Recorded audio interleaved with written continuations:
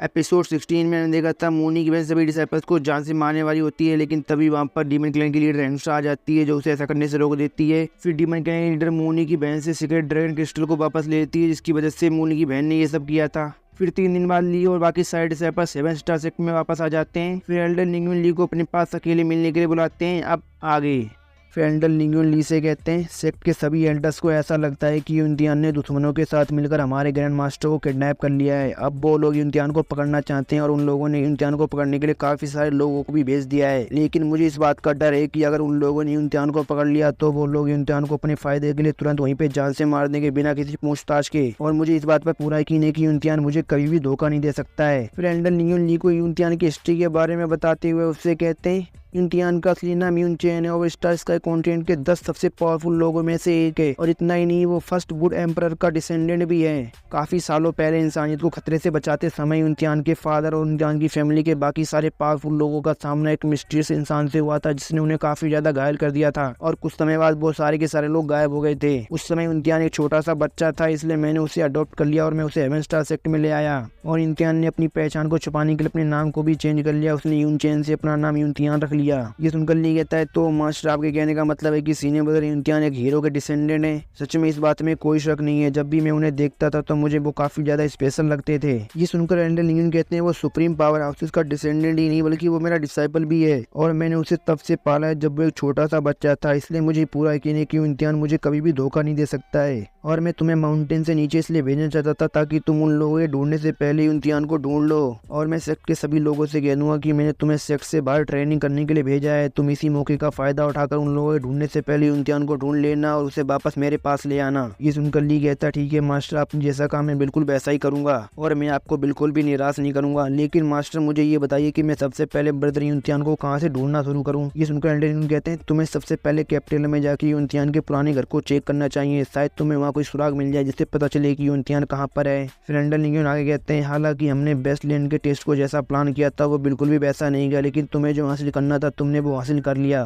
तुमने सभी को दिखाया कि एक कल्टीवेटर के पास कितनी ज्यादा हिम्मत होती है और उसके पास काफी सारी जिम्मेदारियां होती हैं। फिर एल्डर निंगुन अपनी पावर्स का इस्तेमाल करते हैं और वो ली के सीने पर उसी बैच को ला देते हैं जिसकी मदद से पता चलता है कि सारे कल्टीवेटर्स का लेवल क्या है। और हमें दिखाया जाता है ली के सीने पर वही जेट पेंडेंट आ गया होता है जो पूरी तरह से ब्लू होता है। फिर एल्डर निंगुन आगे कहते हैं तुम्हारी सारी अचीवमेंट्स को देखने के बाद मैं ये कह सकता हूँ कि अब तुम एक सच्चे मार्शल आर्टिस्ट बन चुके हो ली क्विंगनिंग। फिर हमें दिखाया जाता है ली के सीने पर जो जेट पेंडेंट होता है उसके अंदर अचानक से 7 डॉट ऑरेंज रंग के हो जाते हैं। इसका मतलब ली स्टार स्टेज के लेवल 7 पर पहुंच चुका है। ये देखकर ली चिल्लाते हुए कहता है मास्टर देखिए मैं अभी एक मार्शल आर्टिस्ट बना और मैं इतनी जल्दी स्टार स्टेज के लेवल 7 पर पहुंच गया। ये सुनकर एल्डर निंगुन कहते हैं तुम्हारे सीने पर जो बैच लगा हुआ है वो किसी भी इंसान की स्टार पावर को महसूस कर सकता है कि उसकी स्टार पावर कितनी ज्यादा पावरफुल है। और इस बैच के अंदर उसकी स्टार पावर का लेवल दिखाई देता है कि उसकी स्टार पावर किस लेवल पर है। और सच कहूँ तो मैंने ये बिल्कुल भी एक्सपेक्ट नहीं किया था कि तुम्हारी स्टार पावर पहले ही स्टार स्टेज के लेवल 7 पर पहुंच चुकी होगी। और अगर मैं तुम्हें ये बैच नहीं देता तो मुझे इस बारे में कभी पता नहीं चलता। ये सुनकर ली उन लोगों के बारे में सोचने लगता है जिनसे वो अब तक मिला या जिनसे उसने अब तक फाइट की है। उन लोगों के बारे में सोचते हुए ली अपने मन में कहता है जब मैं पहली बार ह्यूमन मार्शल लैंड में आया था तब मुझे उन लोगों से काफी ज्यादा जलन होती थी जिनके पास ये बैच होता था और वो मार्शल आर्टिस्ट होते थे। लेकिन जब मैंने उन लोगों से फाइट की तो मुझे पता चला कि वो लोग मुझसे काफी ज्यादा वीक हैं। और अब मैं भी एक मार्शल आर्टिस्ट बन चुका हूँ और अब मेरे पास भी एक बैच है और मैं उन सबसे काफी ज्यादा पावरफुल भी हूँ। फिर ली एल्डर निंगुन से पूछता है मास्टर आखिर आपके पास बैच क्यों नहीं है? आपकी स्टार पावर तो मुझसे भी ज्यादा पावरफुल है, फिर आखिर आपके पास बैच क्यों नहीं है? ये सुनकर एल्डर निंगुन हंसते हुए कहते हैं ली क्वीन क्या तुम्हें सच में इस बारे में नहीं पता है कि मेरे पास बैच क्यों नहीं है?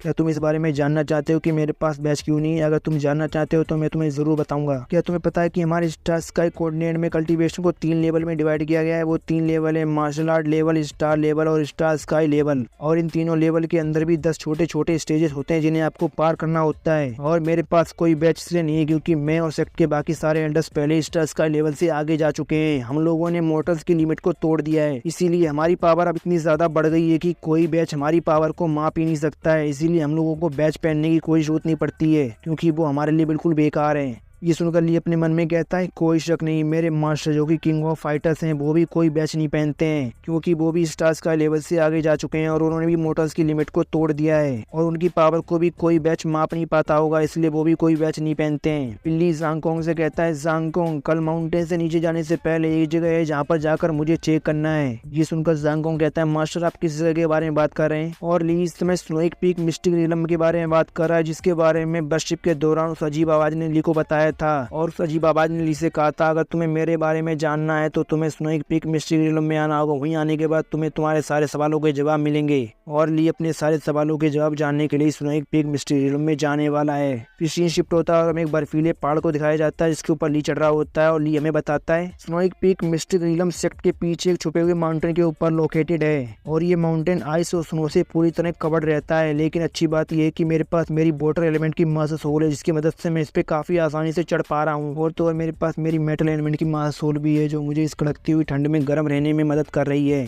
अगर ये दोनों मास्टर सोल मेरे पास नहीं होती तो मैं इतनी आसानी से इस पहाड़ के ऊपर नहीं चढ़ पाता। फिर हमें ली को दिखाते हैं जो लगभग स्नोइंग माउंटेन पे पहुंच गया होता है। ये देखकर ली कहता है आखिरकार फाइनली मैं स्नोइंग माउंटेन पे पहुंचने वाला हूँ। एक बार मैं स्नोइंग माउंटेन पे पहुंच गया तो मैं अपने सारे सवालों के जवाब जान के रहूंगा। मैं ये जान के रहूंगा कि बर्शिप के दौरान मुझे जो अजीब सी आवाज आई थी वो आवाज आखिर थी किसकी। मैं बिना अपने सवालों के जवाब जाने यहाँ से वापस नहीं जाऊंगा। फिर ली स्नोइंग माउंटेन के ऊपर आ जाता है और स्नोइंग माउंटेन के ऊपर काफी सारी हरियाली होती है। फिर ली एक पत्थर के पास जाता है, इस पे काफी सारे चाइनीज शब्द लिखे होते हैं और उस पत्थर के पास काफी सारे अलग अलग एलिमेंट के स्पेशल स्टोन भी पड़े होते हैं। उन स्पेशल स्टोन को देखकर ज़ांगकोंग चिल्लाते हुए कहता है मास्टर देखिए जरा यहाँ पर कितने सारे अलग अलग एलिमेंट के स्पेशल स्टोन पड़े हैं, मास्टर हमारा तो जैकपॉट लग गया। फिर हमें उन चाइनीज शब्दों को दिखाते हैं जिनके अंदर से आवाज आती है वो यहाँ पर आ गया। आखिरकार हम जिसका इतने लंबे समय से इंतजार कर रहे थे वो लगा यहाँ पर आ गया।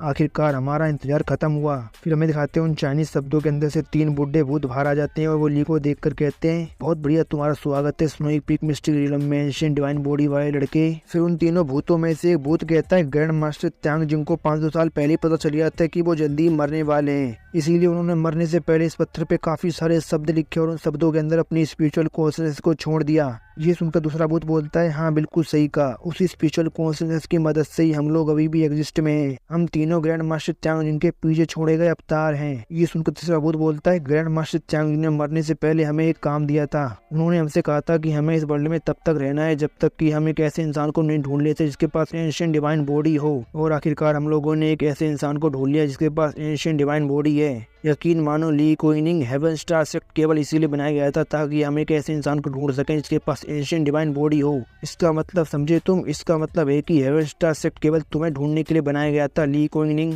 और आज से और अभी से हम तीनों हेवन स्टार सेक्ट के ग्रैंड मास्टर के अवतार होने के नाते तुम्हें आज से हेवन स्टार सेक्ट का नया लीडर बनाते हैं। आज से और अभी से तुम हेवन स्टार सेक्ट के नए लीडर हो। ये सुनकर ली उन लोगों से कहता है डियर ग्रैंड मास्टर्स मुझे लगता है कि आपको कोई गलत फहमी हुई है, मुझे तो अभी हेवन स्टार सेक्ट ज्वाइन हुए ज्यादा समय भी नहीं हुआ है, फिर आखिर आप मुझे हेवन स्टार सेक्ट का लीडर कैसे बना सकते हैं? और तो और आप जिस एंशिएंट डिवाइन बॉडी के बारे में बात कर रहे हैं मुझे उसके बारे में कुछ भी नहीं पता है कि आखिर ये एंशिएंट डिवाइन बॉडी होती क्या है। ये सुनकर वो तीनों भूत ली को एंशिएंट डिवाइन बॉडी के बारे में बताते हुए कहते हैं स्टार स्काई कॉन्टिनेंट में फर्स्ट सिविलाइजेशन से पहले जो लोग रहते थे वो लोग काफी ज्यादा पावरफुल थे और उनमें से ज्यादातर के पास एक से ज्यादा मास्टर सोल हुआ करती थी। एग्जाम्पल के लिए तुम हमारे ग्रैंड मास्टर त्यांग जुंग को ले सकते हो। एंशिएंट टाइम में उनके पास 5 मास्टर सोल हुआ करती थी और वो 5 मास्टर सोल थी metal, would, water, fire and earth. और तुम्हारे पास जो एंशिएंट डिवाइन बॉडी है वो भी एंशिएंट टाइम की एक काफी पावरफुल ब्लड लाइन है और ये ब्लड लाइन एंशिएंट टाइम में भी काफी ज्यादा रेयर हुआ करती थी, लेकिन ये तुम्हारे पास है। और क्या तुम्हें इस बारे में पता है कि जो एंशिएंट टाइम के ह्यूमंस होते थे उनकी स्टार पावर कितनी ज्यादा पावरफुल थी? उन लोगों की स्टार पावर इतनी ज्यादा पावरफुल थी कि वो अपनी बॉडी के अंदर 9 मास्टर सोल रख सकते थे। लेकिन अनफॉर्चुनेटली वाइल्ड बीस्ट के हमले के बाद इन पावरफुल लोगों का एरा खत्म हो गया। हालांकि उन पावरफुल लोगों ने उन वाइल्ड बीस्टों के साथ फाइट की, लेकिन धीरे धीरे समय के साथ साथ सारी पावरफुल ब्लड लाइन खत्म होती चली गई और तो और सारी की सारी लेजेंडरी मार्शल आर्ट टेक्निक भी गायब हो गई। और इस सब का नतीजा ये निकला कि आने वाली सारी ह्यूमन सिविलाइजेशन वीक से भी ज्यादा वीक होती चली गई। ये सुनकर ली हैरानी से कहता है क्या कहा? एक मार्शल आर्टिस्ट की बॉडी के अंदर 9 मास्टर सोल? लेकिन ऐसा कैसे हो सकता है? एक मार्शल आर्टिस्ट अपनी बॉडी के अंदर 9 मास्टर सोल कैसे रख सकता है? और जहाँ तक मैंने सुना है मास्टर सोल केवल 5 एलिमेंट की होती है। क्या 5 एलिमेंट के अलावा भी और एलिमेंट की मास्टर सोल होती है? ये सुनकर उन तीनों भूतों में से एक भूत कहता है हाँ तुमने बिल्कुल सही कहा, 5 एलिमेंट के अलावा भी और एलिमेंट एलिमेंट की मास्टर सोल होती हैं, इसीलिए तो एंशिएंट टाइम के ह्यूमंस को आज के समय में गॉड माना जाता है। और तुम्हारे अंदर जो ब्लड है उसके अंदर भी एंशिएंट टाइम के पावर हाउसेस का थोड़ा बहुत ब्लड है, इसीलिए तुम एंशिएंट डिवाइन बॉडी को हासिल कर पाए। और मैं तुम्हें देख के बता सकता हूँ कि तुमने अभी तक केवल अपनी 2 ही मास्टर सोल को अवेकन किया है। ये देखकर मैं अंदाजा लगा सकता हूँ कि तुम अभी काफी ज्यादा वीक हो। ये सुनकर ली कहता है, देखा आपको भी लगता है ना कि मैं काफी ज्यादा वीक हूँ, इसीलिए तो मैं कह रहा हूँ कि मैं हेवन स्टार का लीडर नहीं बन सकता हूँ। इससे क्या फर्क पड़ता है कि मेरे पास एंशिएंट डिवाइन बॉडी है, लेकिन मैं अभी काफी ज्यादा वीक हूँ, इसीलिए मैं हेवन स्टार का लीडर नहीं बन सकता हूँ। ये सुनकर वो तीनों भूत ली को ग्रैंड मास्टर त्यांगजुंग की 500 साल पहले की गई भविष्यवाणी के बारे में बताते हुए कहते हैं, ग्रैंड मास्टर त्यांगजुंग ने मरने से पहले एक भविष्यवाणी की थी। उस भविष्यवाणी के अनुसार स्टार स्काई कॉन्टिनेंट पर कुछ समय बाद वाइल्ड बीस्टों का इतना पावरफुल हमला होगा जिससे पूरी ह्यूमन सिविलाइजेशन खत्म हो जाएगी। और उस हमले के शुरू होने से पहले स्टार स्काई कॉन्टिनेंट में जितने भी सुप्रीम पावर हाउस है वो धीरे धीरे करके गायब होने लग जाएंगे। और जब ऐसा होगा तो तुम समझ जाना कि जल्दी वाइल्ड बीस्टों का स्टार स्काई कॉन्टिनेंट में हमला होने वाला है। और जब wild beast star sky continent पे हमला करेंगे तो इंसानों और वाइल्ड बीस्टों के बीच में इतनी पावरफुल फाइट होगी जिससे पूरा एरा खत्म हो जाएगा।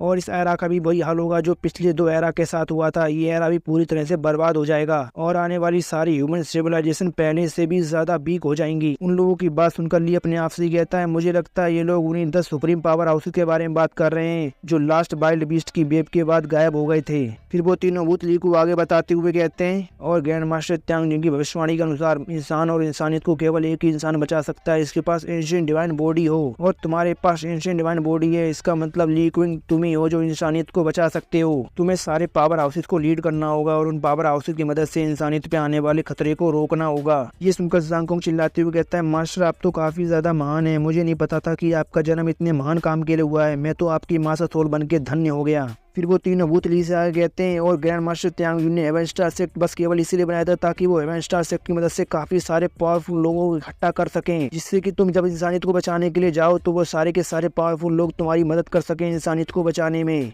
ली कुइनिंग तुम्हें स्टार स्काई कॉन्टिनेंट के लिए करना ही होगा, तुम्हें हेवन स्टार सेक्ट का लीडर बनना ही होगा, वरना तुम इस दुनिया को खतरे से नहीं बचा पाओगे। ये सुनकर ली कहता है, नहीं मैं ऐसा नहीं कर सकता हूँ, मैं अभी काफी ज्यादा वीक हूँ। और आपको क्या लगता है मेरे जैसे वीक इंसान को कौन फॉलो करना चाहेगा? और आपको लगता है कि मैं अगर अपने से ज्यादा पावरफुल इंसान को ऑर्डर दूंगा तो वो मेरा ऑर्डर मानेगा? ये सुनकर उन तीनों भूतों में से एक भूत बोलता है, ये कोई चिंता की बात नहीं है, तुम्हें इस पत्थर पे लिखे हुए ये शब्द दिखाई दे रहे हैं, ये कोई ऐसे वैसे शब्द नहीं है। इन शब्दों के अंदर एक हाई लेवल की सीक्रेट मार्शल आर्ट टेक्निक लिखी हुई है। और एक बार तुमने उस हाई लेवल की मार्शल आर्ट टेक्निक को सीख लिया तो हेवन स्टार सेक्ट में ऐसा कोई भी नहीं होगा जो तुम्हें एक लीडर के तौर पे एक्सेप्ट करने से ना करे। और एक बार तुमने इस हाई लेवल की मार्शल आर्ट टेक्निक को सीख लिया तो तुम अपनी बाकी मास्टर सोल को भी अवेकन कर सकते हो। और फिर वो आगे कहते हैं, मैं तुम्हारी मेटल एलिमेंट की मास्टर सोल को देख के बता सकता हूँ कि वो अभी काफी ज्यादा डैमेज है। प्लीज मुझे अपनी मेटल एलिमेंट की मास्टर सोल को रिपेयर करने का मौका दो। मैं तुमसे वादा करता हूँ कि मैं तुम्हारी मेटल एलिमेंट की मास्टर सोल को पहले से भी ज्यादा बेहतर कर दूंगा। ये सुनकर ली अपनी स्वॉर्ड सोल को बाहर निकाल लेता है। फिर ली की स्वॉर्ड सोल को काफी सारे शब्द आगे घेर लेते हैं। फिर ली की स्वॉर्ड सोल रिपेयर होने लगती है। ये देखकर ज़ांग चिल्लाते हुए कहता है, मास्टर मुझे काफी ज्यादा अच्छा लग रहा है, ऐसा लग रहा है जैसे मेरे अंदर काफी ज्यादा पावर आ गई हो। कितने साल बीत गए मुझे ऐसी पावर अपने अंदर महसूस किए हुए। फिर देखते ही देखते ली की स्वॉर्ड सोल ठीक हो जाती है और वो लेवल अप भी हो जाती है और वो पहले से भी ज्यादा पावरफुल हो जाती है। ये देखकर ज़ांग चिल्लाते हुए कहता है, मास्टर देखिए मुझे, मैंने अपने आप को इंस्टेंट मार्शल सोल लेवल में ब्रेक थ्रू कर लिया।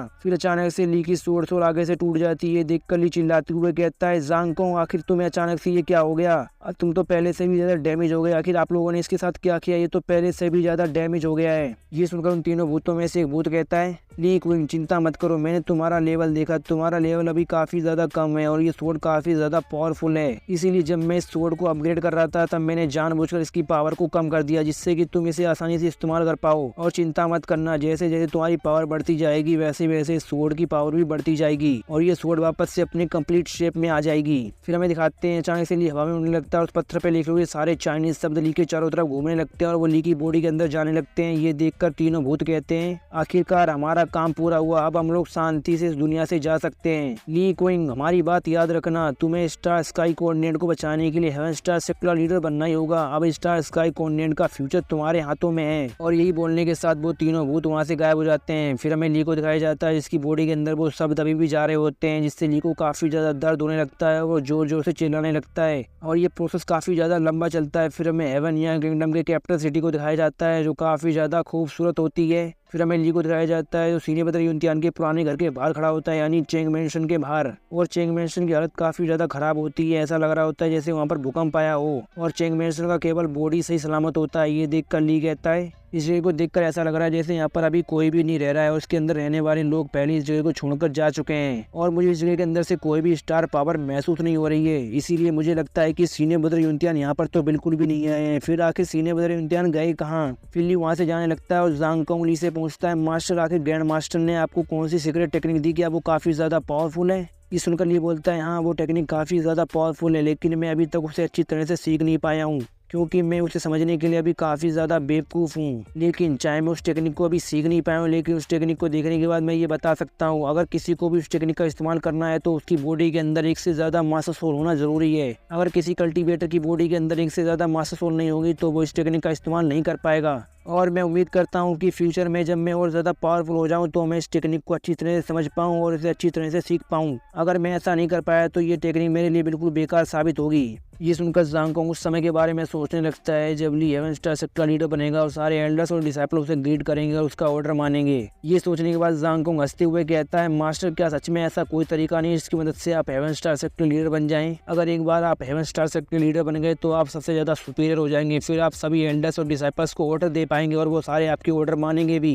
ये सुनकर ली भी हंसने लगता है और हंसते हुए कहता है, ठीक है अब इस बारे में सोचना बंद करो, अभी हमें सबसे पहले सीनियर बदर युनतियान और ग्रैंड मास्टर को ढूंढना होगा और मेरे अभी हेवन स्टार सेक्टर लीडर बनने में काफी ज्यादा टाइम है, इसीलिए इस बारे में अभी सोचने का कोई फायदा नहीं है। फिर ली को दो लोगों की चिल्लाने की आवाज आती है। लड़की चिल्लाते हुए कहती है, मुझे जाने दो।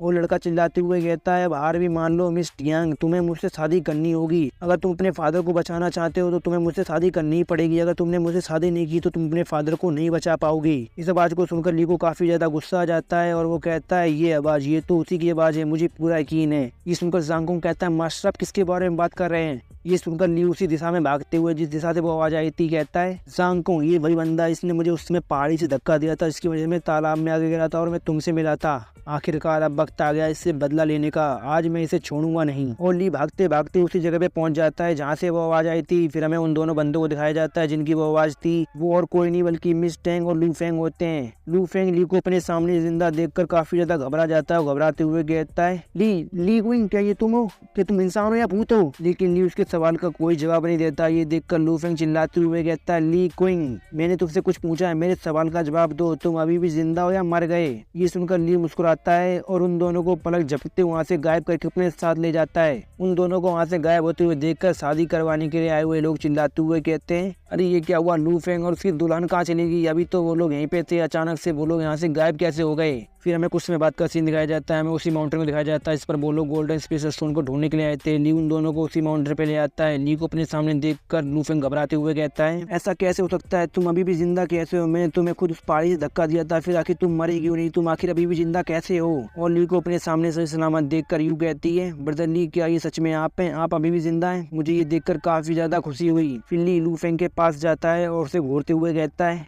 मैं बच गया और अब तुझे मरना होगा लू फेंग। ये सुनकर यूं कहती है, बदली प्लीज मेरी मदद करिए, हम लोगों ने जितने भी गोल्डन स्पेस स्टोन ढूंढे थे सिटी के अंदर आते ही लू फेंग ने वो सारे हमसे छीन लिए। और जब मैंने लू फेंग से गोल्डन स्पेस स्टोन वापस मांगे तो उसने मुझसे कहा, अगर तुम्हें गोल्डन स्पेस स्टोन वापस चाहिए तो तुम्हें मुझसे शादी करनी होगी। गोल्डन स्पेस स्टोन मेरे लिए काफी ज्यादा इंपॉर्टेंट है, मैं बिना गोल्डन स्पेस स्टोन की मदद की अपनी डैड की जान नहीं बचा सकती हूँ। ये सुनकर लू फेंग घबराती हुई कहता है, नहीं ये बिल्कुल गलत है ली क्विंग, इसी लड़की ने सबसे पहले मुझे सीड्यूस किया और फिर उसके बाद मुझसे शादी करने से इनकार कर दिया। मैं तो बस इसे शादी करना चाहता था, इसमें मेरी कोई गलती नहीं है। ये सुनकर ली काफी गुस्से में उससे कहता है, लू फेंग मौत तेरे सामने खड़ी है, फिर भी तू अपनी हरकतों से बाज नहीं आ रहा है। तू अभी भी मुझसे बहस करने की हिम्मत कर रहा है? तुझे क्या लगता है मैं तेरी बातों पे यकीन करूंगा? क्या मुझे पता नहीं कि मिस टेंग तेरे जैसे इंसान से कभी शादी नहीं कर सकती है? तू मिस टेंग से शादी करने के लायक ही नहीं है और अब टाइम आ गया उस किक को वापस करने का जो तूने मुझे मारी थी लू फेंग। और ली उसे जोरदार किक मारता है और उसे पहाड़ी से नीचे फेंक देता है। ये देखकर लू फेंग चिल्लाते हुए कहता है, मास्टर ली प्लीज मुझे माफ कर दो, मुझे बचा लो, मैं भी मरना नहीं चाहता हूँ। लेकिन ली उसकी बात नहीं सुनता है और लू फेंग नीचे गिरने लगता है। लेकिन तभी वहाँ पर एक बंदा उड़ते हुए आता है जो लू फेंग को पकड़कर बचा लेता है। और बंदा ली को देखते हुए कहता है, मानना पड़ेगा लड़के, तुम में काफी ज्यादा हिम्मत है, तुमने दिन दहाड़े किसी की दुल्हन को किडनैप कर लिया। और हमें उसके बैच को दिखाया जाता है, वो स्टार स्टेज की लेवल 5 का मार्शल आर्टिस्ट होता है। फिर वो बंदा आगे कहता है, तुम एक स्टार लेवल के मार्शल आर्टिस्ट हो, फिर भी तुम्हें ऐसा काम करते हुए शर्म नहीं आ रही है? और हमें लू फेंग को दिखाया जाता है जो दर्द से चिल्लाते हुए कहता है, लगता है मेरी बैक टूट गई। उस बंदे की बात सुनकर यूँ कहती है, सर मुझे लगता है कि आपको कोई गलतफहमी हुई है। असल में आपने जिस इंसान को बचाया है वो असली दुश्मन है। उसने मेरे डैड को धमकी दी थी और वो मुझे जबरदस्ती अपने साथ शादी करने के लिए फोर्स कर रहा था। ब्रदर ली ने तो यहाँ पर आकर मुझे बचाया है। ब्रदर ली ने कोई भी गलत काम नहीं किया है, गलत काम तो इसने किया है। ये सुनकर वो बंदा लू फेंग को देखने लगता है। उस बंदे को अपने आप को देखते हुए लू फेंग चिल्लाकर कहता है, सर इन लोगों की बकवास पे बिल्कुल भी भरोसा मत करिए। ये दोनों मिले हुए हैं, ये लोग मुझे मारना चाहते हैं। प्लीज मुझे बचा लीजिए। मैं कसम खाता हूँ अगर एक बार आपने मुझे बचा लिया तो मैं सिटी में वापस जाके आपको एक काफी बड़ा इनाम दूंगा। ये सुनकर वो बंदा कहता है, अरे यार मैं कंफ्यूज हो रहा हूँ, मुझे समझ में नहीं आ रहा कि हीरो कौन है और विलन कौन है, मैं किसके साथ लड़ूं और किसको मैं बचाऊं। ये सुनकर ली अपना और रिलीज करते हुए उस बंदे से कहता है, बड़े आदमी वो इंसान मेरा दुश्मन है, मेरे रास्ते से हट जाओ। अगर तुम मेरे रास्ते में आए तो इसके साथ मैं तुम्हें भी जान से मार दूंगा। ये सुनकर वो बंदा जोर जोर से हंसते हुए कहता है, लड़के लगता है तूने अपने आप को कुछ ज्यादा ही पावरफुल समझ लिया है। तुझे क्या लगता है तू मुझसे ज्यादा हायर लेवल पे है तो तू मुझे आसानी से हरा सकता है? मेरी पावर का अंदाजा मेरे लेवल से मत लगा, मेरे लेवल से मेरी पावर बहुत ज्यादा है। मैं एक ब्लैक स्मिथ हूँ और पूरे मार्शल लैंड में सभी लोग मेरे काम की तारीफ करते हैं और मैं इकलौता हूँ जो वेपन को बना सकता है और वेपन को अपग्रेड कर सकता है। और तो और स्टार स्काई लेवल की पावर हाउसेस भी मेरे सामने सम्मान से बात करते हैं। ये सुनकर ली कहता है, क्या कहा तुमने? एक ब्लैक स्मिथ? वो क्या होता है? क्या वो काफी ज्यादा पावरफुल होता है? ये सुनकर बंदा चिल्लाते हुए कहता है, लड़के क्या तू मेरा मजाक उड़ा रहा है? मैं तुझे जान से मार दूंगा। और यही कहने के साथ वो बंदा ली पर हमला कर देता है और उससे कहता है, लड़के ध्यान से, मेरे मेटल बिल्स 81 अलग अलग तरह के मेटल से बने हुए हैं। ये इतने ज्यादा पावरफुल है कि ये स्टील को भी मक्खन की तरह काट सकते हैं। और आज मेरे मेटल बिल्स के हाथों एक स्टार लेवल का मार्शल आर्टिस्ट मरने वाला है, इसलिए मरने के लिए तैयार हो जाओ। और उस बंदे को अपने ऊपर हमला करने के लिए आते हुए देखकर ली भी अपनी सोल को बाहर निकाल लेता है और अपने मन में कहता है, अचानक से ये ज़ांग को क्या हो गया? ये इतना ज़्यादा हैवी कैसे हो गया? मुझे काफ़ी ज़्यादा भारी लग रहा है। मैं इसे आसानी से मूव भी नहीं कर पा रहा हूँ। मेरी पहले वाली सोल ज़्यादा बेहतर थी, मैं उसे आसानी से हर तरफ मूव कर पाता था, लेकिन अब क्या कर सकते हैं, जो है उसी से काम चलाना पड़ेगा। और ली अपनी सोल से बस एक ही हमला करता है और एक ही हमले में उसके मेटल विंग्स के टुकड़े टुकड़े कर देता है। और ली के बस एक ही हमले में अपने मेटल विंग्स के टुकड़े टुकड़े होते हुए देखकर वो अंदर रोते हुए अपने मन में कहता है, आखिर ये लड़का क्या है? इस लड़के ने बस अपने एक ही हमले में मेरे मेटल विंग्स के टुकड़े टुकड़े कर दिए। उस बंदे के मेटल विंग्स को तोड़ने के बाद ली उस बंदे से कहता है, ओ तो अब मुझे समझ में आया, तुम एक ब्लैक स्मिथ हो जिसका काम होता है वेपन बनाने का, लेकिन तुम तो बिल्कुल भी पावरफुल नहीं हो। और ली अपने मन में कहता है, मैंने इस चीज़ की उम्मीद बिल्कुल भी नहीं की थी कि मैं बस अपने एक ही हमले में इतने पावरफुल वेपन के टुकड़े टुकड़े कर दूंगा। और तो और इस हमले में केवल मैंने अपनी आधी ताकत का इस्तेमाल किया था। भले ही ज़ांग कुंग पहले से ज़्यादा भारी हो गया, लेकिन वो पहले से कहीं ज़्यादा पावरफुल भी हो गया है। फिर हमें उस बंदे को दिखाया जाता है जो अपने मेटल विंग्स का हाल देखकर काफ़ी ज़्यादा गुस्से में होता है और वो अपने मन में कहता है, क्या मैंने इस लड़के की पावर का अंदाज़ा लगाने में गलती कर दी, या मैंने इस लड़के को कुछ ज़्यादा ही कमज़ोर समझ लिया, या मैंने अपने आप को कुछ ज़्यादा ही पावरफुल समझ लिया। मुझे लगता है ये मेरी गलती है, मैंने इस लड़की की पावर का अंदाज़ा लगाने में गलती कर दी, इसलिए मेरे साथ ये सब हुआ। और लू फेंग पीछे से चिल्ला रहा होता है, सर प्लीज़ मेरा बदला लीजिए इन लोगों से, आप इन लोगों से ऐसे हार नहीं सकते, इन लोगों को छोड़ना मत। फिर यूँ अपने पास से टैंक फैमिली का टोकन निकालकर उस बंदे को दिखाते हुए उससे कहती है, लड़ाई करना बंद करो, जरा इसे ध्यान से देखो, ये टैंक फैमिली का टोकन है। तुम एक ब्लैक स्मिथ हो इसलिए तुम तो इसे अच्छी तरह से जानते होगे, और मुझे लगता है कि तुम टैंक फैमिली की असली आइडेंटिटी के बारे में भी जानते होगे, इसलिए मुझे नहीं लगता कि मुझे तुम्हें कुछ भी बताने की जरूरत है। उस टोकन को देखकर वो बंदा घबराते हुए कहता है, ये तो टैंक फैमिली का टोकन है, क्या तुम टैंक फैमिली के मेंबर हो? अगर तुम टैंक फैमिली की मेंबर हो तो तुम मुझसे जो कर रही हो वो सच ही होगा। लगता है मुझे कोई गलतफहमी हो गई थी, प्लीज मुझे मेरी लापरवाही के लिए माफ कर दें। और वो बंदा अपने मन में कहता है, मुझे इस बात से कोई फर्क नहीं पड़ता है कि इस लड़की के हाथ में जो टोकन है वो असली है नकली है, लेकिन इस समय तो मुझे सबसे पहले इस जगह से अपनी जान बचा के निकलना है। उस बंदे की बात सुनकर ली उससे कहता है, तेरा हो गया तो मेरे रास्ते से हट, मुझे अपना बदला लेना है। तेरी वजह से मैं पहले अपना बदला लेने में काफी ज्यादा देर कर चुका हूँ, अब जल्दी से मुझे बस मेरा बदला लेना है। ये सुनकर वो बंदा कहता है, जरूर मैं अभी आपके रास्ते से हट जाता हूँ और आप पे हमला करने के लिए प्लीज मुझे माफ कर देना। और इस लड़के को देखकर मुझे ऐसा लग रहा है कि जैसे इसने काफ़ी सारे बुरे काम किए हैं, इसलिए मुझे नहीं लगता है कि आपको इसे मार के अपने हाथ गंदे करने चाहिए, इसलिए तो मैं ही काफ़ी हूँ। फिर वो बंदा लू फेंग को घूर कर देखता है और वो लू फेंग को जोरदार किक मारते हुए कहता है, कमीने तेरी वजह से मेरी जान भी खतरे में पड़ गई, अब जा और मर। और वो लू फेंग को किक मार के पहाड़ी से नीचे फेंक देता है, जिससे लू फेंग पहाड़ी से नीचे गिर के मर जाता है। फिर वो बंदा ली के पास आता है और कुत्ते की तरह दो मिलाते हुए उससे कहता है, सर क्या अब आप मेरे काम से खुश हैं? क्या मैंने उसके साथ बिल्कुल सही किया? ये सुनकर ली कहता है, जब तक वो इस पहाड़ी से नीचे गिर के मरता है तब तक मुझे इससे कोई फर्क नहीं पड़ता है कि उसे मैं मारता हूँ या कोई और। फिर यूं उन दोनों के पास आकर कहती है, अरे नहीं बुरा हुआ, सारे के सारे गोल्डन स्पीचर स्टोन तो लू फेंग के पास ही थे।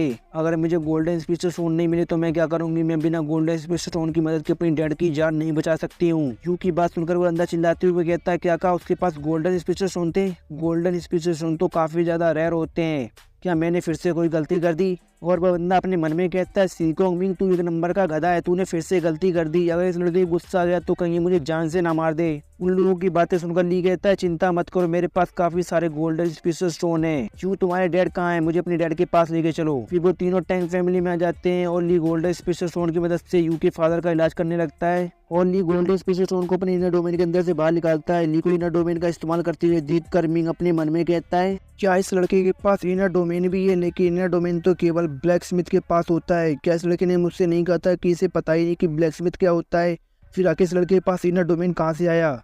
और मुझे लगता है कि इसके पास केवल 3 ही गोल्डन स्पेशल स्टोन नहीं है, बल्कि इसके पास 3 से भी कहीं ज्यादा गोल्डन स्पेशल स्टोन है। इसका मतलब ये लड़का काफी ज्यादा अमीर है। ली को दिखाते हैं जो गोल्डन स्पेशल स्टोन का इस्तेमाल करके यू के फादर का इलाज करने लगता है और वो यू के फादर की पीठ पे जोर से हाथ मारता है, जिससे यू के फादर के मुंह से खून निकलने लगता है और वो ठीक हो जाते हैं। अपने डैड को ठीक होते हुए देखकर यू अपने डैड के पास आती है और उनसे कहती है फादर आखिरकार आप उठ गए, क्या आप ठीक हैं। ये सुनकर उसके फादर कहते हैं हाँ मैं बिल्कुल ठीक हूँ और मैंने बिल्कुल भी सोचा नहीं था कि गोल्डन स्पेशल स्टोन सच में काम करेंगे, मुझे लगा नहीं था कि मैं उनसे ठीक हो जाऊंगा। और टैंग यू भले ही मैं बेहोश था, लेकिन मुझे पता है कि मैंने तुम्हारे कंधों पे काफ़ी सारा बोझ डाल दिया, इसके लिए मुझे माफ़ कर देना बेटी, लेकिन मैं कुछ नहीं कर सकता था।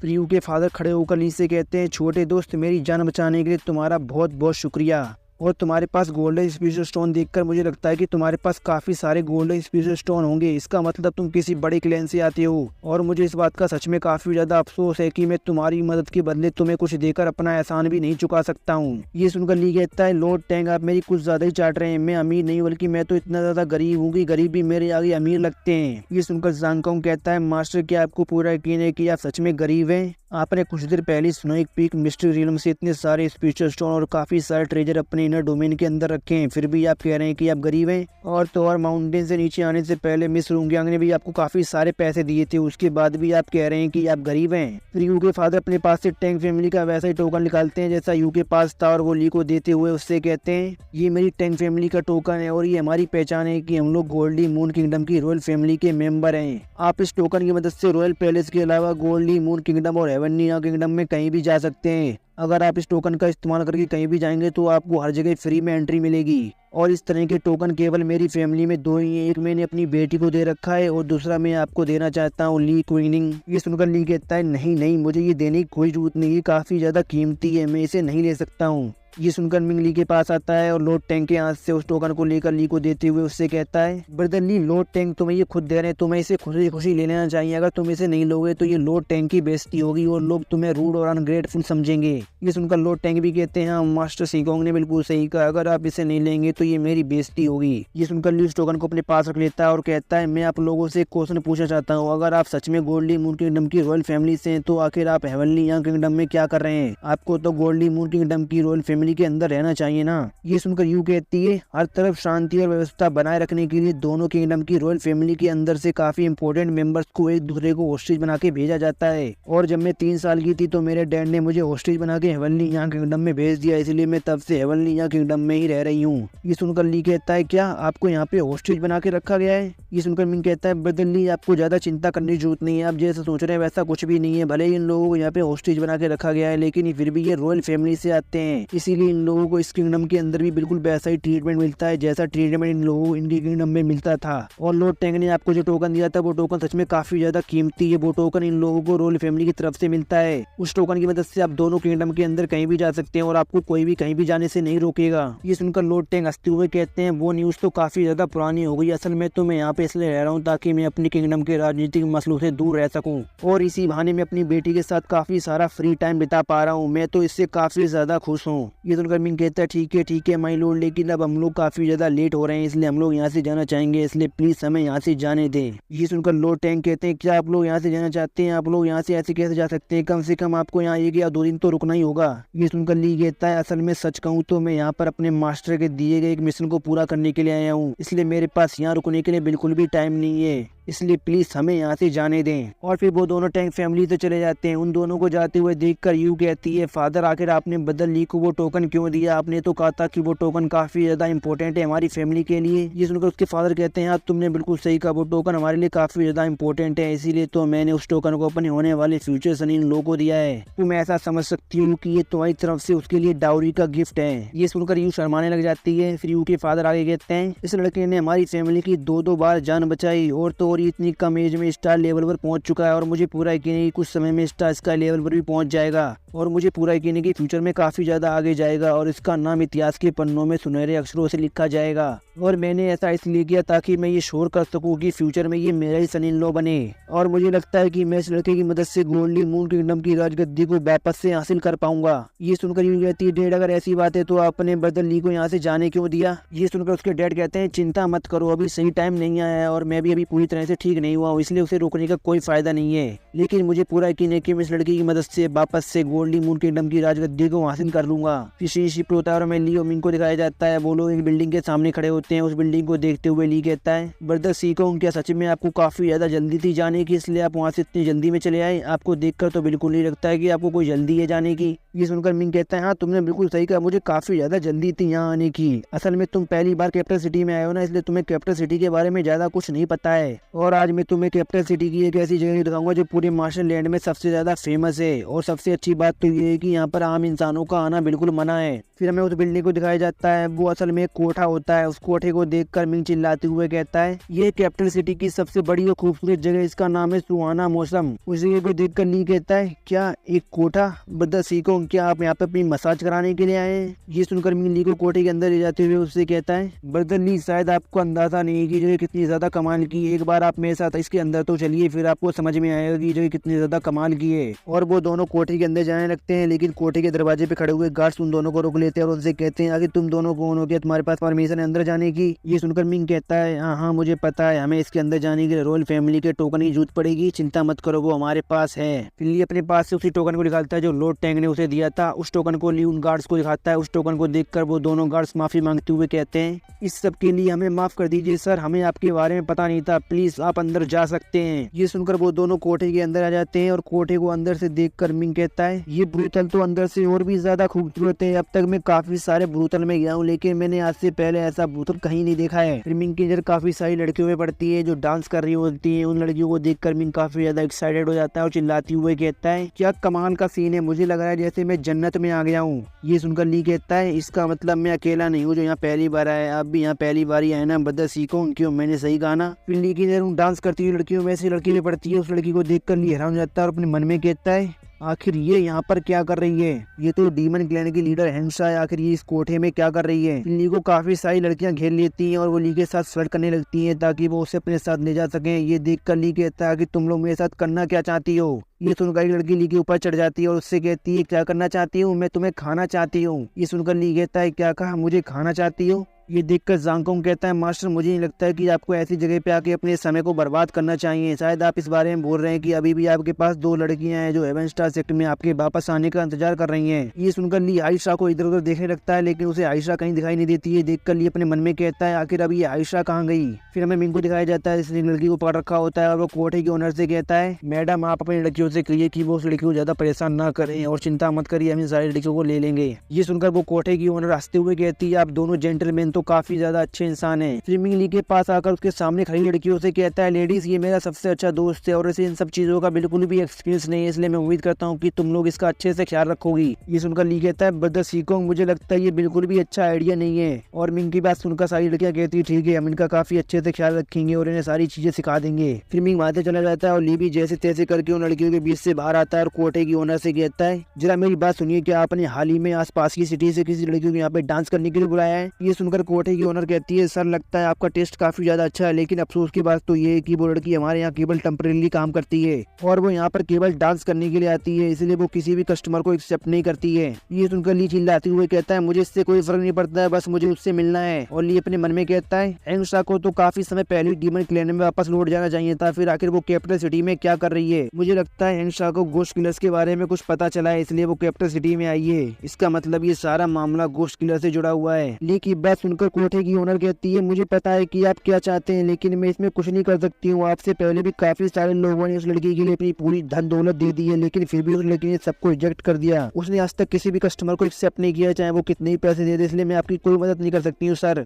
ये सुनकर ली अपने पास से काफी सारे स्टार स्टोन कार्ड निकालता है और star stone card star sky continent की कॉमन करेंसी है। जैसे हमारे यहाँ रुपया चलता है, बिल्कुल वैसे वहाँ स्टार स्टोन कार्ड चलते हैं और स्टार स्टोन कार्ड के रंग से उसकी कीमत का अंदाजा लगाया जाता है। उन उन स्टार स्टोन कार्ड्स को निकालने के बाद ली उस कोठे की ओनर से कहता है मुझे इससे कोई फर्क नहीं पड़ता कि वो आज से पहले किसी से मिली है या नहीं, लेकिन मुझे उससे मिलना है। ये लो स्टार स्टोन कार्ड्स, क्या इतने स्टार स्टोन कार्ड काफी रहेंगे उससे मिलने के लिए? और ली को इतने सारे स्टार स्टोन कार्ड इस्तेमाल करते हुए देखकर जांग कोंग कहता है मास्टर आप ये क्या कर रहे हैं? ये सारे के सारे पैसे आपको मिस रुकियांग ने दिए थे और आप ये सारे पैसे अपने मजे करने के लिए उड़ा रहे हैं। मुझे नहीं पता था मास्टर आप इतने ज्यादा नीचे गिर जाएंगे। इतने सारे स्टार स्टोन कार्ड्स को देखकर तो औरत की आंखें चमकने लगती हैं और वो कहती है सर आप बिल्कुल भी चिंता मत करिए, मैं आपसे वादा करती हूँ कि वो आपसे जरूर मिलेगी। और वो औरत अपने मन में कहती है इतने सारे स्टार स्टोन कार्ड अगर मैं अपने कोटे पे पूरे दिन मेहनत करूं तब भी मैं एक स्टार स्टोन कार्ड नहीं कमा पाऊंगी। मुझे लगता है ये लड़का किसी बड़ी फैमिली से आता है, इसीलिए इसने एक लड़की के लिए इतने सारे स्टार स्टोन कार्ड दे दिए। उस औरत को हाँ करते हुए देखकर लिए अपने मन में कहता है तो ये स्टार स्टोन कार्ड सच में काम करते हैं, इसका मतलब रू यांग ने मुझसे बिल्कुल सही कहा था। जैसा कि गू ट्रेडिंग कंपनी से मुझे उम्मीद थी, गू ट्रेडिंग कंपनी काफी ज्यादा अमीर है। और ली को लड़की के लिए इतने सारे स्टार स्टोन कार्ड खर्च करते हुए देखकर बाकी सारी लड़कियां भी आपस में बात करते हुए कहती है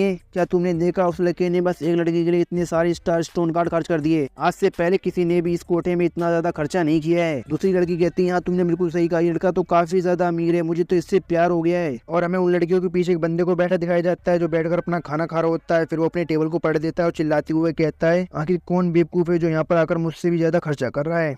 आखिर तेरी ये सब करने की हिम्मत कैसे हुई? क्या तू मेरे बारे में नहीं जानता? मैं प्रिंस श्याओ हूँ, मेरे पास आप बेवकूफ, मैं तुझे बताता हूँ कि तेरी असली औकात क्या है। उस बंदे को देखकर मिंग कहता है ये कैपिटल सिटी के जनरल का बेटा श्याओ है और ये काफी ज्यादा घमंडी और काफी ज्यादा गुस्से वाला है, इस जैसे इंसान से तो दूर ही रहना ज्यादा बेहतर है। श्याओ की बात सुनकर ली उससे कहता है भूतनी के मेरा नाम बेवकूफ नहीं है बल्कि मेरा नाम ली कोइंगनिंग है, और तुझे इससे क्या फर्क पड़ता है कि मैं किसी भी लड़की को अपने पास बुलाऊं? अगर तेरी इतनी ज्यादा जल रही है तो तू और कहीं जाके अपनी मरवा। ये सुनकर श्याओ को गुस्सा आ जाता है और वो कहता है कि तेरी हिम्मत कैसे हुई मेरे साथ ऐसे बात करने की? तुझे क्या लगता है तू बहुत बड़ी तोप है? तू इन लड़कियों के सामने शो ऑफ करने की कोशिश कर रहा है कि तू बहुत ज्यादा अमीर है। मैं तुझे बताता हूँ कि तेरी असली औकात क्या है। और वो ली पर हमला करने के आगे बढ़ जाता है और कहता है मैं अभी इन सबको दिखाता हूँ तेरी असली औकात की, तू बस एक कूड़े से ज्यादा और कुछ नहीं है। और श्याओ को अपने ऊपर हमला करने के लिए आते हुए देख कर ली मुस्कुराता है और जैसे श्याओ अपनी स्पीयर से ली पर हमला करता है ली वहाँ से गायब हो जाता है। ये देखकर श्याओ हैरान जाता है, अपने मन में कहता है आखिर अब ये कहाँ चला गया है? क्या मुझे चढ़ गई या मुझे दिखना बंद हो गया है? फिर ली श्याओ की पीछे आ जाता है और उसकी पीठ पे जोरदार किक मारता है जिससे श्याओ दूर जाके गिरता है। और ली उससे कहता है हम दोनों का लेवल बिल्कुल सेम है लेकिन हम दोनों की पावर में बहुत ज्यादा अंतर है। तेरे पास बस इतनी पावर है, अभी तो तू बहुत ज्यादा बकबक कर रहा था, अब क्या हुआ? तेरा मुंह बंद हो गया क्या? ये सुनकर श्याओ को और ज्यादा गुस्सा आ जाता है और वो चिल्लाते हुए कहता है कमीने तेरी हिम्मत कैसी मेरा मजाक उड़ाने की, अब मैं तुझे जिंदा नहीं छोड़ूंगा। और श्याओ एक काफी पावरफुल स्पीयर टेक्निक का इस्तेमाल करने लगता है और वो कहता है आज मैं तुझे अपनी श्याओ फैमिली की सीक्रेट स्पीयर टेक्निक का स्वाद चखाऊंगा। और वो अपनी स्पीयर टेक्निक का इस्तेमाल ली की तरफ करता है जिससे ली की तरफ काफी सारी एनर्जी जाने लगती है। देखकर श्याओ हंसते हुए कहता है अभी तो तू बहुत ज्यादा हंस रहा था, अब देखता हूँ तू क्या करता है। अब तू मेरी स्टार पावर से चारों तरफ से गिर गया, मैं भी देखूँ तू इससे कैसे बच के भागता है। और हमें दिखाते हैं वो सारी एनर्जी ली के पास पहुंचने वाली होती है लेकिन ली अपनी लात से उस सारी एनर्जी को रोक देता है। ये देखकर श्याओ चिल्लाते हुए कहता है ये अभी खत्म नहीं हुआ है, अभी मेरे पास और भी है तुझे खिलाने के लिए। और वो दोबारा से ली पर हमला कर देता है और वो इस बार एक काफी पावरफुल टेक्निक का इस्तेमाल करता है। उस टेक्निक को देखकर कोटे की ओनर चिल्लाते हुए कहती है यंग मास्टर श्याओ प्लीज रुक जाइए, अगर आप इस टेक्निक का इस्तेमाल करेंगे तो आप मेरे पूरे कोठे को उड़ा देंगे। लेकिन श्याओ उसकी बात नहीं सुनता है और अपनी स्पीयर से ली पर हमला कर देता है। उस हमले को देखकर ली अपने मन में कहता है अरे नहीं, मैंने सोचा नहीं था कि इसके पास भी इतनी ज्यादा पावरफुल टेक्निक होगी, लगता नहीं मैं इससे बच पाऊंगा, मैं क्या करूँ? और वहाँ पर एक जोरदार धमाका होता है जिससे कोठे की पूरी छत उड़ जाती है और आसमान की तरफ काफी सारी एनर्जी जाती है और वहाँ पर धुआं ही धुआं हो जाता है। फिर धुआं हटने के बाद हमें दिखाया जाता है वहाँ पर ली की बॉडी का एक टुकड़ा भी नहीं बचा होता है। ये देखकर श्याओ हंसते हुए कहता है ये मेरी श्याओ फैमिली की सबसे ज्यादा पावरफुल टेक्निक है, इससे आज तक कोई भी नहीं बच पाया। फिर ये लड़का क्या चीज है, मैंने इसकी बॉडी के टुकड़े टुकड़े कर दिए, इसकी बॉडी का एक टुकड़ा भी यहाँ पे नहीं बचा। और अपने कोठे की हालत देखकर कोठे की ओनर रोते हुए श्याओ से कहती है यंग मास्टर श्याओ आपने ये सब क्या किया? आपने तो मेरी कोठे की छत को ही उड़ा दिया, मैं अपना बिजनेस कैसे करूंगी? ऐसे तो मैं मर जाऊंगी। ये सुनकर श्याओ कहता है चिंता मत करो, मैं तुम्हारे सारे नुकसान की भरपाई कर दूंगा। मुझे नहीं लगता यहाँ पर ऐसी कोई भी कीमती चीज होगी जिसकी भरपाई श्याओ फैमिली ना कर पाए। और ली को मरा हुआ समझ के वहाँ पे खड़े हुए लोग आपस में बात करते हुए कहते हैं क्या यंग मास्टर श्याओ ने सच में उस लड़के को जान से मार दिया? दूसरा बोलता है वो लड़का सच में काफी ज्यादा अच्छा था लेकिन उसने गलती कर दी कि उसने यंग मास्टर श्याओ को गुस्सा दिला दिया। शायद उसे पता नहीं था कि यंग मास्टर श्याओ इस कैपिटल सिटी के जनरल के बेटे थे। और ये सब देखकर मिंग भी काफी ज्यादा हैरान हो गया होता है और वो श्याओ से कहता है तुमने रॉयल फैमिली की सिटी के अंदर एक इंसान को जान से मार दिया, क्या तुम्हें इस बात का डर नहीं है कि रॉयल फैमिली तुम्हें इस बात के लिए सजा देगी? ये सुनकर श्याओ जोर जोर से हंसते हुए कहता है तुम लोग सच में एक नंबर के बेवकूफ हो। चाहे ये रॉयल फैमिली की सिटी क्यों ना हो लेकिन मुझे इससे कोई फर्क नहीं पड़ता है, मैं जिसे चाहे उसे मार सकता हूँ और कोई भी लो मुझ पर काम नहीं करता है, समझ में आया तुझे? और क्या तुझे पता नहीं कि शियाओ फैमिली यंग किंगडम की प्रोटेक्शन को देखती है और हम ही लोग रूल्स बनाते हैं, और इससे क्या फर्क पड़ता कि मैंने किसी को जान से मार दिया तो तू मेरा क्या कर लेगा? तुम लोग मेरे सामने केवल कीड़े मकोड़े हो, मैं तुम लोगों को जब चाहे अपने पैर से मसल के मार सकता हूँ और तुम लोग मेरा कुछ नहीं बिगाड़ सकते हो। ये सुनकर मिंग को काफी ज्यादा गुस्सा आ जाता है और वो शियाओ पे हमला करने के लिए आगे बढ़ जाता है और उससे चिल्लाते हुए कहता है भाड़ में गया तू और तेरी फैमिली, और वो शियाओ पे हमला कर देता है। लेकिन शियाओ अपने स्पेयर के बस एक ही हमले में मिंग को ढेर कर देता है। आपको वो ऐसा कर सकता है क्योंकि वो उससे ज्यादा हायर लेवल पे है। और मिंग को हराने के बाद शियाओ उसके ऊपर पैर रख के उससे कहता है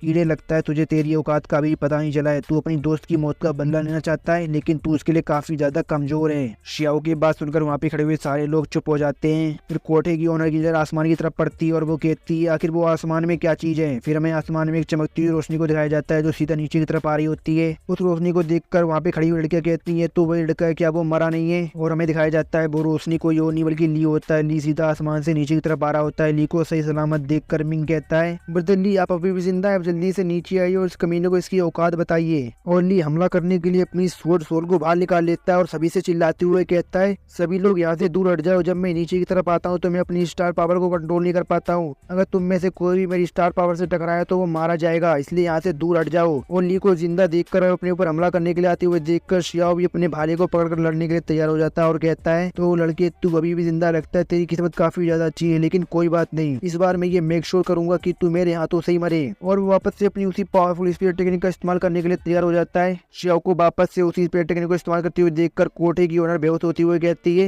अरे नहीं सब खत्म हो गया। यंग मास्टर शियाओ ने वापस से उसी टेक्निक का इस्तेमाल किया, लगता है सुहाना मौसम खत्म होने वाला है पूरी तरह से। और शियाओ को दिखाते हैं जो अपनी स्पिरिट टेक्निक से ली पर हमला करते हुए कहता है लड़के मेरी एक बात याद रखियो, इस जिंदगी में मरने के बाद भगवान के पास जब तू जाए तो भगवान से कहियो कि अगली जिंदगी में तुझे वो एक अमीर परिवार में जन्म दे जिससे कि अगली बार तुझे ऐसे मरना ना पड़े। और वो अपनी स्पिरिट टेक्निक से ली पर हमला कर देता है। ये देखकर ली भी अपनी स्वॉर्ड सोल से उसकी स्पिरिट टेक्निक पे हमला करता है और ली अपनी स्वॉर्ड सोल से उसकी स्पिरिट टेक्निक को खत्म कर देता है। ये देखकर शियाओ अपने मन में कहता है आखिर ऐसा कैसे हो सकता है, इसने मेरी अल्टीमेट स्पिरिट टेक्निक को खत्म कर दिया, ये नामुमकिन है। और ली अपनी स्वॉर्ड सोल के दूसरे हमले में उसकी स्पिरिट को भी तोड़ देता है और उसे भी जान से मार देता है। और इसी के साथ ये एपिसोड खत्म होता है। और अगर वीडियो अच्छी लगी हो तो चैनल को सब्सक्राइब कर दें और वीडियो को लाइक कर दें। और वीडियो देखने के लिए धन्यवाद।